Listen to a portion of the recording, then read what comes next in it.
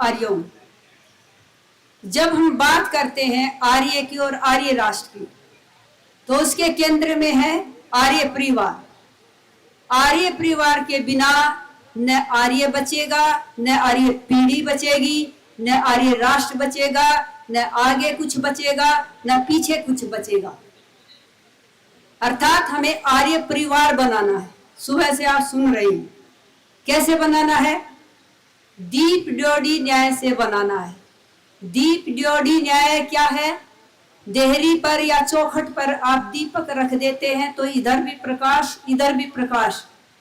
जैसे लोग पहले कहते थे, एक बालिका को पढ़ाओगे तो 2 परिवारों को संभालेगी, परिवार के कुल को भी संभालेगी, पिता के कुल को भी संभालेगी और पति के कुल को भी संभालेगी।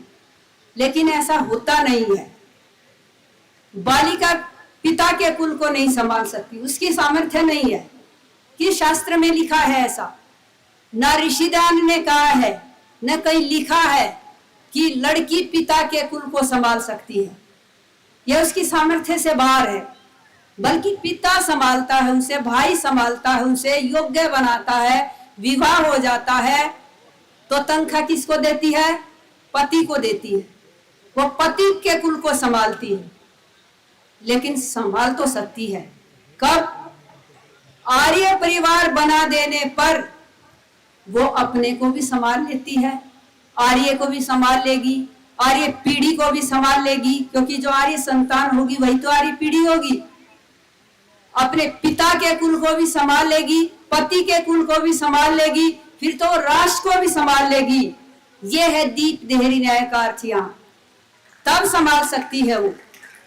बिना आर्या के, बिना महिला के आर्य परिवार संभव ही नहीं है। अर्थात आर्य परिवार के लिए सबसे जरूरी है आर्या। और आर्या किससे बनेगी? आर्य विद्या से। इसलिए आर्य विद्या दिलानी होगी। केवल आर्य की पत्नी होने से वो आर्या नहीं है, आर्य की पुत्री होने से आर्या नहीं है, आर्य की बहन होने से आर्या नहीं है, आर्य की माता होने से वो आर्या नहीं है। कोई ये समझ ले मैं आर्य हूं तो पत्नी आर्य बन जाएगी, ऐसा नहीं होता। मेरी माँ आर्य बन जाएगी, ऐसा नहीं होता। बहन आर्य बन जाएगी, ऐसा नहीं होता। मैं आर्य हूं तो मेरी पुत्री आर्य बन जाएगी, ऐसा नहीं होता। आर्य बनाना पड़ता है। आर्य विद्या जीवन में भी आनी जरूरी है। अच्छा, ये भी ना समझ ले वो सत्र में बैठ गई तो वो आर्य बन जाएगी।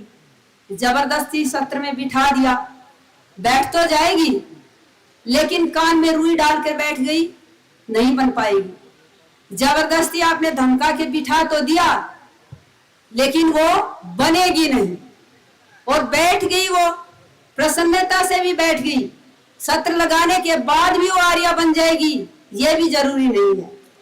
क्योंकि सत्र कोई ऐसी जादू की पुड़िया नहीं है। हम उन्हें घोलकर पिलाते नहीं है। 20 घंटा पढ़ाते जरूर हैं, लेकिन घोलकर पिलाते नहीं है। ये ठीक है, सत्र की विद्या सर्वोत्तम है, वेद विद्या है, सत्य विद्या है। जो प्रणाली अपनाई है विद्या देने की वो भी सर्वोत्तम है, इसमें भी कोई संदेह नहीं। लेकिन यह सत्र पारसमणि नहीं है। जिसको छूकर आर्य बन जाएगा या आर्या बन जाएगी, उसे संभालना पड़ेगा। इसके लिए 2 सभाएं बना दी हैं, संरक्षणी सभा और संवर्धनी सभा। अब उसका संरक्षण भी करना होगा। और ये संरक्षणी सभा, संवर्धनी सभा महिलाओं में भी काम कर रही है, पुरुषों में भी काम कर रही है।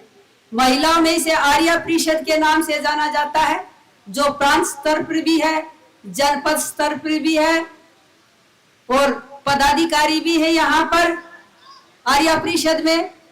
पुरुषों में भी संरक्षणी सभा, संवर्धनी सभा। घर में भी आप संरक्षण करोगे अपनी पत्नी का, अपनी बहन का, अपनी माता का, तब आर्य परिवार बनेगा।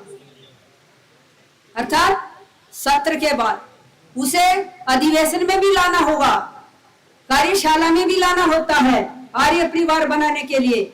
लेकिन आज ही शिकायत आई, पहले भी कई बार आ चुकी है, हमारे आर्यगण अपनी महिला को नहीं लाई। वे आना चाह रही थी, आना चाह रही थी, लाया नहीं गया।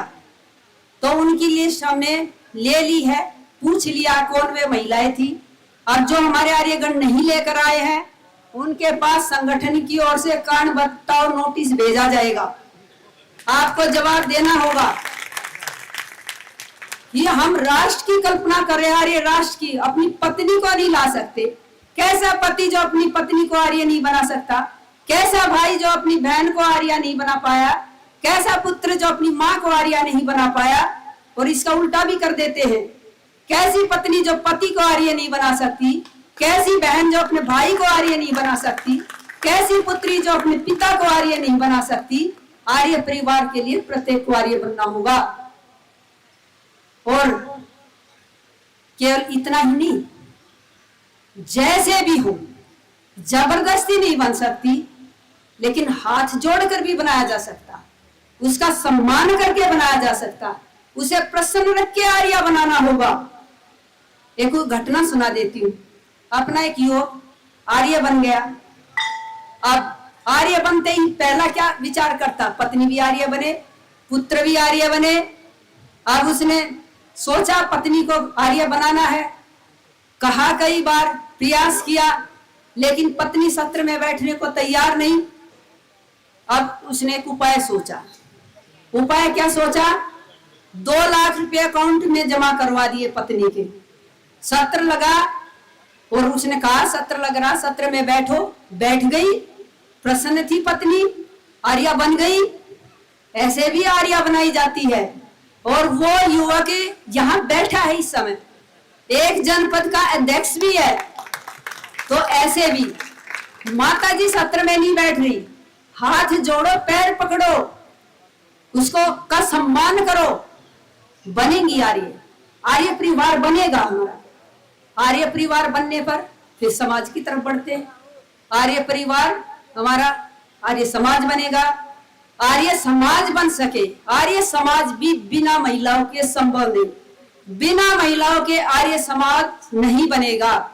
इसलिए आर्य समाज में महिलाओं की भागीदारी हो सके, उसकी भी व्यवस्था संगठन ने बना दी है और आज भी बनाई है। आर्य परिषद तो महिलाओं की काम कर ही रही है, समाज बन सके। अब समाज की पदाधिकारी भी बन सके महिलाएं, अर्थात महिला केंद्रित आर्य समाज, महिला प्रधान आर्य समाज, इसका भी अब संगठन ने इस पर भी कार्य करना है। अब बना दिया। पहले 3 पद होते थे, अध्यक्ष के, अध्यक्षा के, मंत्री के, मंत्राणी का और कोषाध्यक्ष। लेकिन एक उपप्रधाना महिलाओं के लिए रिजर्व हो गया, रिजर्व रहेगा। किसी समाज में अगर प्रधान पुरुष है तो उपप्रधाना महिला ही होगी, लेकिन इसका यह अर्थ नहीं कि वह उपप्रधाना ही बनेगी। योग्यता अगर उसकी प्रधाना की तो प्रधाना बनेगी, योग्यता अगर उसकी मंत्राणी की तो मंत्राणी बनेगी। अगर चारों पदों पर महिलाओं की योग्यता, महिला ही उस समाज को संचालित करेंगी। अच्छा, कर भी रही है, कर भी रही। आर्य समाज मॉडल टाउन करनाल या गुरुकुल भी चल रहा है, समाज भी महिला प्रधान है। वहां पर हमारी प्रधाना बैठी हुई है, डॉक्टर सुदेश जी कॉलेज में प्रोफेसर हैं, दीप शिखा जी मंत्राणी बैठी हुई है, हमारी उपप्रधाना भी है। यहाँ संगठन में आज शुरू किया विधिवत रूप से, लेकिन वहां पहले से उपप्रधाना कार्य कर रही है। वहां पर मंत्राणी, चारों पद महिलाओं के हैं, महिला ही संभालती हैं।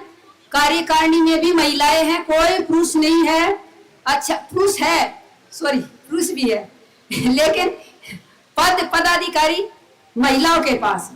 गुरुकुल की भी टीम महिलाओं की है, पूरी कार्यकारिणी महिलाओं की है। अर्थात गुरुकुल की भी और समाज की भी पदाधिकारी और कार्यकारिणी ज्यादातर महिलाओं की है।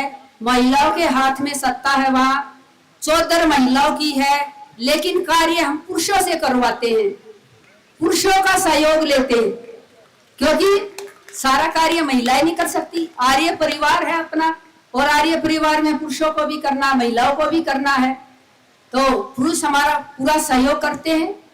करनाल की पूरी टीम पुरुषों की, गुरुकुल का भी पूरा सहयोग कैसे निर्माण कार्य कहाँ करना, क्या सामान लाना है, हम उनका पूरा सहयोग लेते। लेकिन पदाधिकारी महिलाएं हैं, और जो महिलाएं पदाधिकारी हैं केवल रबर स्टैंप नहीं है, सामर्थ्य है उनकी, वे कार्य कर रही हैं। और समाजों में भी अगर हम बनाएंगे तो महिलाएं, मैं दावे के साथ कह सकती हूँ, पुरुषों से ज्यादा सिंसियर होती हैं अपने काम को लेकर, और वो सफल होंगी वहां पर। तो कम ना आका जाए महिलाओं को। महिलाएं भी आप जानते हैं देश चला रही हैं, तो समाज भी चला रही है। राष्ट्र भी बिना महिलाओं के नहीं चलेगा। राष्ट्र में भी महिलाओं की भागीदारी, तो अपनी आर्य महिलाएं परिवार का निर्माण करते, समाज बनाते हुए राष्ट्र भी बना ले जाएंगी। सीधी सी बात है, आर्य सुरक्षित है आर्य परिवार में। आर्य चल सकता है वेद के पथ पर जब आर्य परिवार है। आर्य की भी सुरक्षा, आर्य की भी सुरक्षा, आर्य पीढ़ी की भी सुरक्षा, आर्य राष्ट्र की भी सुरक्षा, सबकी सुरक्षा सबसे पहले आर्य परिवार, आर्य समाज, उसके बाद आता है आर्य राष्ट्र। तो इन्हीं शब्दों के साथ मैं अपनी वाणी को विराम देती हूँ। धन्यवाद।